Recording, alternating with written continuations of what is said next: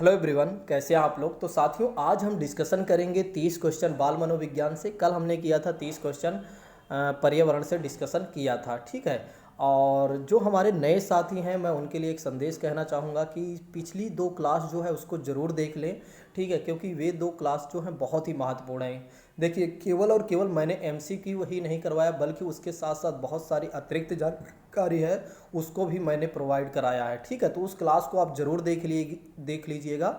और दूसरी बात मैं कहना चाहूँगा कि कल मेरी एक क्लास और होगी, ठीक है। कल यानी कि नेक्स्ट यानी कि 28 तारीख को आपका एग्ज़ाम है, तो कल मेरी एक क्लास और होगी, वो भी अंतिम क्लास होगी, ठीक है। 9 बजे क्लास होगी, जो एनवायरनमेंट की क्लास होगी, बहुत ही महत्वपूर्ण क्लास होगी। उस क्लास को ज़रूर देखिएगा आप लोग।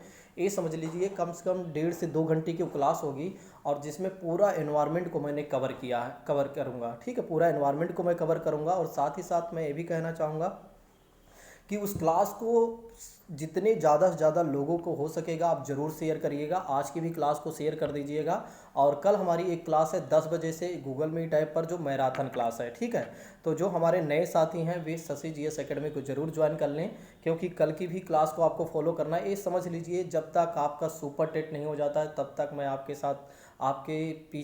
साथ लगा रहूँगा, ठीक है। उसके पीछे नहीं हटने वाला हूँ, ये मान के चलिए, आपके साथ लास्ट तक लगा रहूँगा, ठीक है। तो इसलिए मैं कहना चाहूँगा जो हमारे नए साथी हैं वे ज़रूर ज्वाइन कर लें, ठीक है, ताकि उन्हें किसी भी प्रकार की कोई दिक्कत ना हो और सारी नोटिफिकेशन उन्हें मिलती रहे। चलिए आइए बात करते हैं, किसी और बात की चर्चा हम नहीं करेंगे, सीधा आते हैं आज के अपने पहले प्रश्न पर। काफ़ी अच्छा प्रश्न है, इसका आंसर आप लोग दीजिएगा, ठीक है। देखिए क्वेश्चन का आंसर आप थोड़ा धैर्यपूर्वक दिया करें, ठीक है। कुछ लोग जल्दबाजी में क्या करते हैं, क्वेश्चन को गलत कर देते हैं, ठीक है। चलिए बात करते हैं। एक शिक्षक प्रश्न पत्र बनाने के बाद, ठीक है, एक शिक्षक है वो प्रश्न पत्र बनाने के बाद यह जांच करता है कि क्या प्रश्न परीक्षण के विशिष्ट उद्देश्यों की परीक्षा ले रहे हैं। वह मुख्य रूप से प्रश्न पत्र की क्या डैश के बारे में चिंतित करता है, ठीक है। फिर से क्वेश्चन मैं पढ़ देता हूँ। एक शिक्षक है जो प्रश्न पत्र बनाने के बाद, यानी कि उसने प्रश्न पत्र बना दिया, और उसके बाद वह जांच करता है कि क्या प्रश्न परीक्षण के विशिष्ट उद्देश्यों की परीक्षा ली जा रही है, जो उसने उद्देश्य सोचा था, ठीक है। दूसरी बात, या जो एग्ज़ाम की डिमांड है। दूसरी बात करते हैं, वह मुख्य रूप से प्रश्न पत्र की किसके बारे में चिंतित कर रहा है। पहला ऑप्शन है कि वैधता, दूसरा ऑप्शन है संपूर्ण विषय वस्तु को शामिल उसने किया है या नहीं, तीसरा ऑप्शन कहता है कि प्रश्नों के प्रकार को उसने ध्यान दिया है कि नहीं, और चौथा ऑप्शन कहता है कि प्रश्न में विश्वसनीयता है कि नहीं।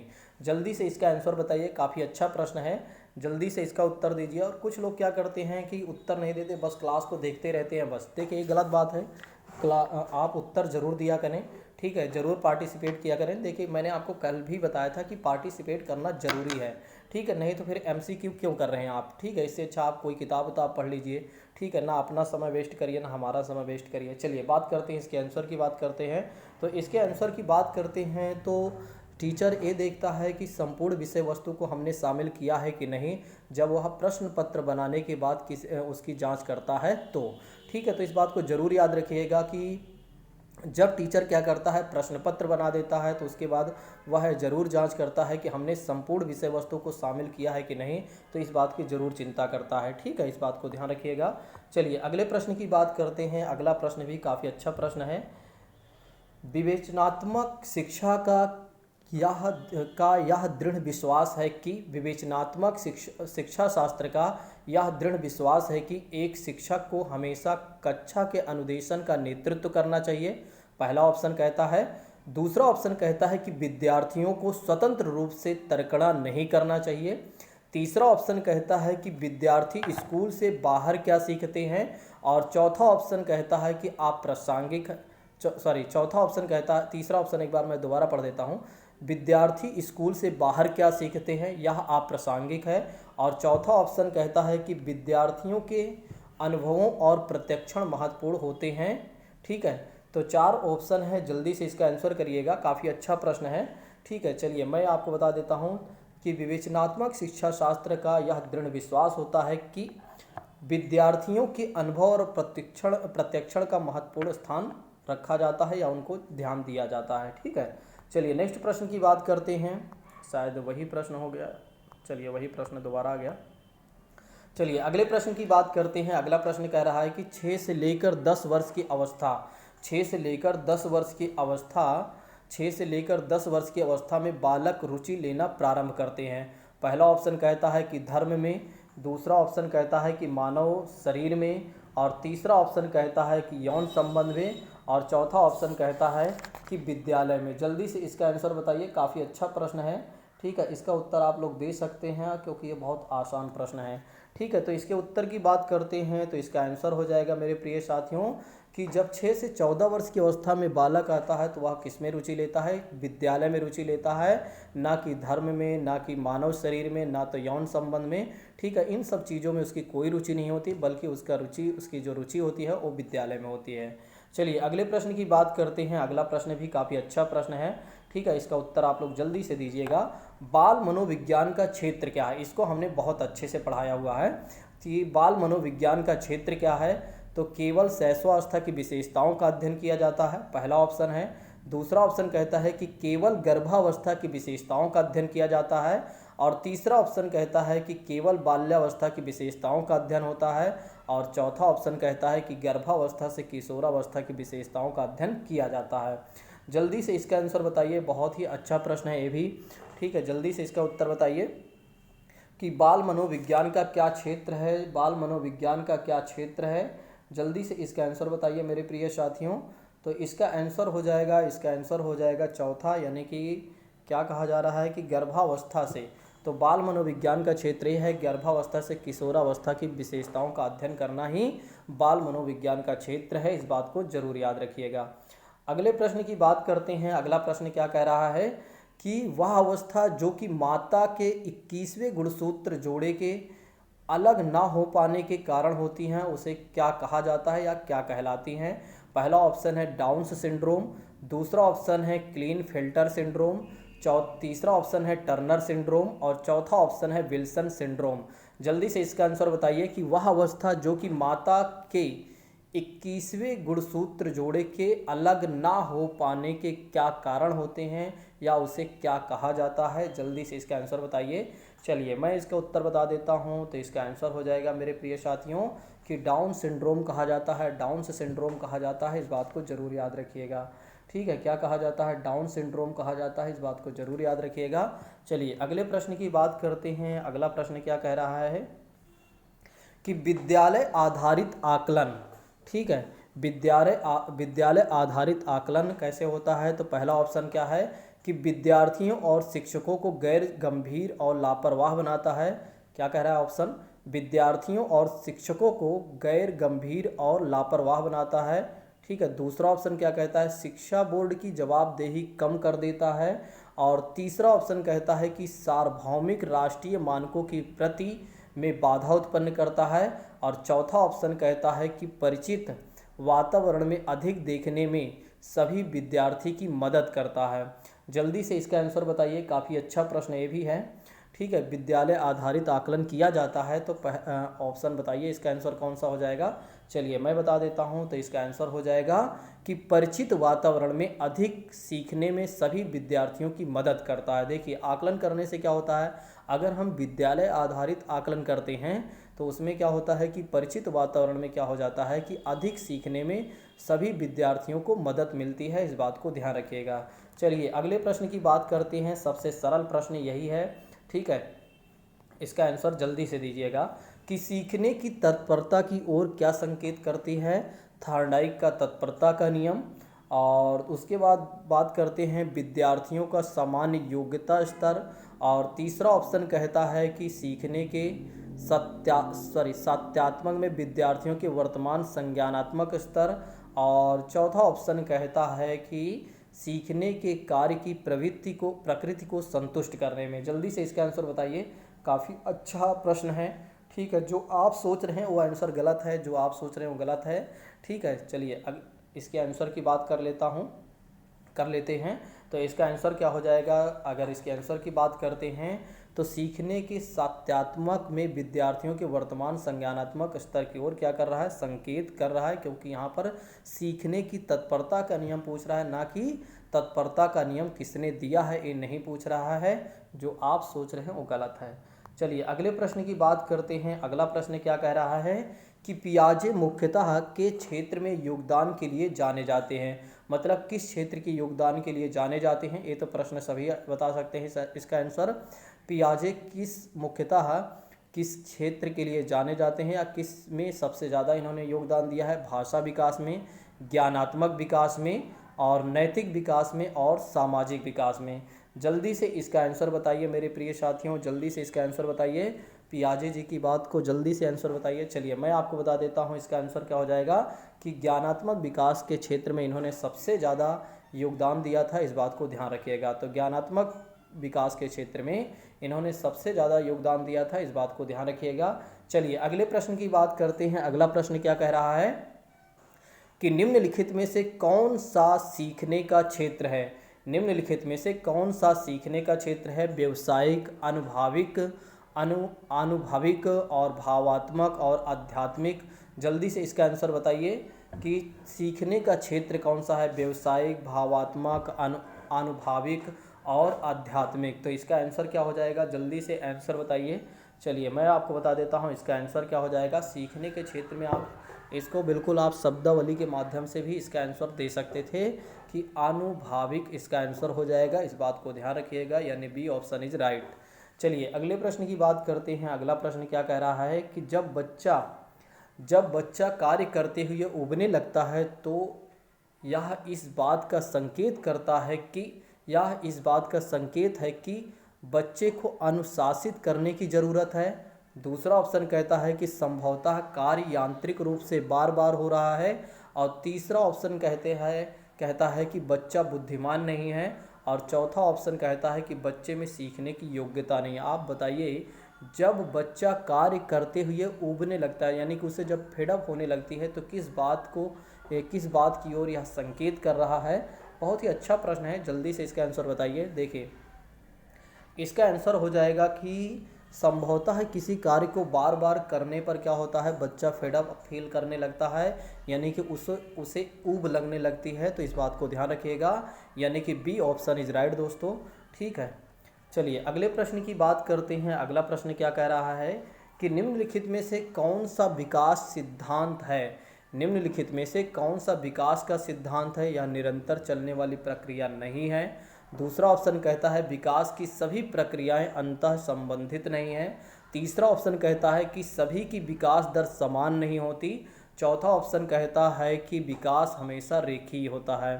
ठीक है, जल्दी से इसका आंसर बताइए। काफ़ी अच्छा प्रश्न है कि निम्नलिखित में से कौन सा विकास सिद्धांत है। निम्नलिखित में से कौन सा विकास सिद्धांत है, जल्दी से इसका आंसर बताइए। चलिए इसका आंसर मैं आपको बता देता हूँ। इसका आंसर 3 हो जाएगा। इसको मैंने बहुत अच्छे से विकास और वृद्धि वाले चैप्टर को जो हमारे यहाँ ऑफलाइन पढ़ रहे हैं उनको बहुत बेहतर तरीके से हमने समझाया है कि विकास की दर एक समान नहीं होती है। विकास की दर जो होती है कभी धीमी हो जाती है, कभी तेज़ी हो जाती है। तो एक जैसे विकास की दर नहीं होती है। विकास का सिद्धांत यही कहता है। चलिए अगले प्रश्न की बात करते हैं कि अगला प्रश्न क्या कह रहा है। यदि विद्यार्थी पाठ में रुचि ना लेने में प्रतीत हो तो शिक्षक को क्या करना चाहिए। बहुत ही अच्छा प्रश्न है। ठीक है, इसको मैंने पूछ भी लिया है कई छात्रों से। यदि विद्यार्थी पाठ में रुचि ना लेते तो क्या प्रतीत होता है, नहीं लेते हैं तो क्या प्रतीत होता है शिक्षक को, किस प्रकार शिक्षक को क्या करना चाहिए। तो पहला ऑप्शन कहता है कि उसे शिक्षण विधि में बदलाव कर देना चाहिए या शिक्षण विधि बदल देना चाहिए। दूसरा ऑप्शन कहता है कि दृश्य श्रव्य सामग्री का प्रयोग में लाकर पाठ को रुचिकर बनाया जाए। और तीसरा ऑप्शन कहता है या बनाएं। तीसरा ऑप्शन कहता है कि कक्षा से चला जाए टीचर। और चौथा ऑप्शन कहता है कक्षा में कोई अन्य कार्य प्रारंभ कर दे। जल्दी से इसका आंसर बताइए। काफ़ी अच्छा प्रश्न है। ठीक है, इसका उत्तर जल्दी से दे दीजिए आप लोग। ठीक है, तो विद्यार्थी पाठ में रुचि ना ले तो इसका जो आंसर हो जाएगा शिक्षण विधि में बदलाव कर दे। देखिए अगर यहाँ पर कोई पाठ होता हाँ तब भी यही सही होता, क्योंकि यहाँ पर कह रहा है कि शिक्षण विधि में बदलना है। अगर यहाँ पर ये होता है कि विषय वस्तु को बदल देना तो फिर ये गलत हो जाता पहला ऑप्शन। देखिए पहला ऑप्शन इसलिए गलत हो जाता कि अगर यहाँ पर कह देता कि विषय वस्तु को बदल देना चाहिए टीचर को, तो फिर गलत हो जाता है। लेकिन यहाँ पर एक कहा जा रहा है कि टीचर को क्या करना चाहिए, अपनी शिक्षण विधि में बदलाव कर देना चाहिए। इसलिए पहला ऑप्शन इज राइट साथियों, इस बात को ध्यान रखिएगा। देखिए अगर वहाँ पर विषय वस्तु आ गया तो समझ लीजिए वो गलत है, ठीक है। विषय वस्तु को टीचर को नहीं बदलना है, बल्कि उसको अपने शिक्षण विधि में बदलाव कर देना है, या टॉपिक में कुछ अच्छा टॉपिक को पकड़कर वो पढ़ाए, ठीक है। तो इस तरह के प्रश्न को जरूर ध्यान रखिएगा। चलिए अगले प्रश्न की बात करते हैं। अगला प्रश्न क्या कह रहा है कि प्राथमिक स्तर पर बच्चों के लिए संगीत, कहानी कहने, नाटक, कला, शिल्प, खेल आदि जैसे गतिविधियों का संचालन होना चाहिए। फिर से क्वेश्चन पढ़िएगा और मैं पढ़ रहा हूँ और समझिएगा। देखिए प्राथमिक स्तर पर बच्चों के लिए संगीत, कहानी कहने, नाटक, कला और शिल्प, खेल आदि जैसे गतिविधियों का संचालन करना चाहिए। सप्ताह में एक बार ऐसा होना चाहिए, पहला ऑप्शन। दूसरा ऑप्शन कहता है कि प्रत्येक विषय के साथ सम्मिलित होना चाहिए। और तीसरा ऑप्शन कहता है कि अलग से संचालित करना चाहिए। और चौथा ऑप्शन कहता है अतिरिक्त समय में कराया जाना चाहिए। अतिरिक्त समय में कराया जाना चाहिए, जल्दी से अतिरिक्त समय में कुछ ना कुछ कराया जाना चाहिए। चलिए इसका आंसर बताइए। बहुत ही अच्छा प्रश्न है। चलिए मैं आपको बता देता हूँ कि प्रत्येक विषय के साथ सम्मिलित होना चाहिए ये सब। देखिए प्राथमिक स्तर के बच्चों के लिए कम से कम, देखिए आपको हमने पढ़ाया भी है कि टीचिंग मेथड में क्या करना चाहिए, खेल खेल में पढ़ाना चाहिए, संगीत के माध्यम से पढ़ाना चाहिए, कहानी के माध्यम से छात्रों को पढ़ाना चाहिए, जिससे उन्हें रुचि आए पढ़ने में और जो आप पढ़ा रहे हैं उनको समझ में भी आए, ठीक है। तो इसलिए उन्हें प्रत्येक विषय के साथ सम्मिलित करना चाहिए। देखिए सप्ताह में एक बार होना तो वो फिर एक तरीके से एक्टिविटी उसे कह सकते हैं कि वो एक्टिविटी मानी जाएगी। लेकिन हाँ अगर अच्छी शिक्षा पद्धति देना है तो हमें डेली विषय के साथ क्या करना पड़ेगा, इन सब चीज़ों को ज़रूर जोड़ना पड़ेगा। क्योंकि आप सोचिए एक बार कि छोटे बच्चे हैं, प्राइमरी के बच्चे को पढ़ाना, 1 से 5 तक के बच्चे को पढ़ाना है, तो अगर आप वीक में एक दिन कोई एक्टिविटी करवाते हैं तो उनको उतना ज़्यादा रुचि नहीं आएगी।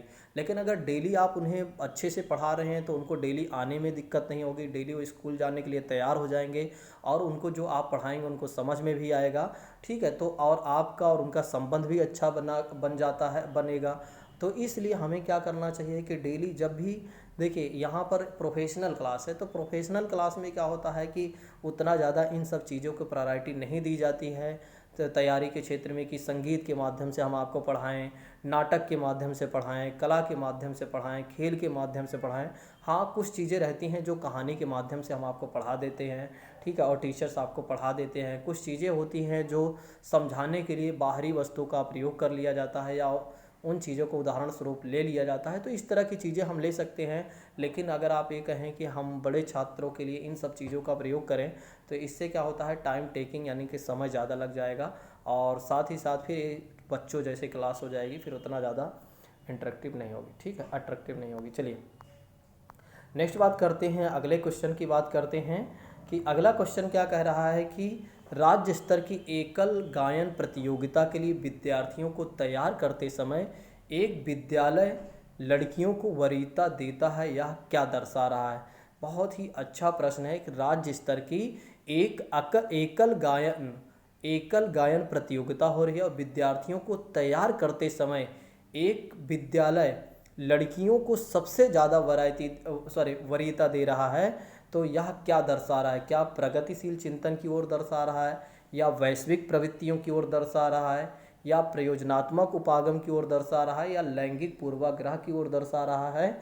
जल्दी से इसका आंसर बताइए। काफ़ी अच्छा प्रश्न है, ठीक है। तो यहाँ पर एक चीज़ आप देख ही सकते हैं कि यहाँ लैंगिक पूर्वाग्रह को दर्शा रहा है, यानी कि डी ऑप्शन इज राइट साथियों, इस बात को ध्यान रखिएगा।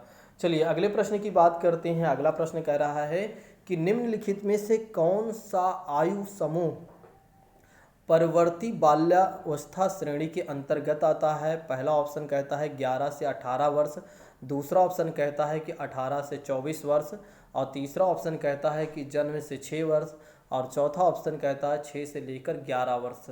जल्दी से इसका आंसर बता दीजिए, इसका भी आंसर बता दीजिए कि कौन सा आयु समूह परिवर्ती बाल्यावस्था के श्रेणी में आता है।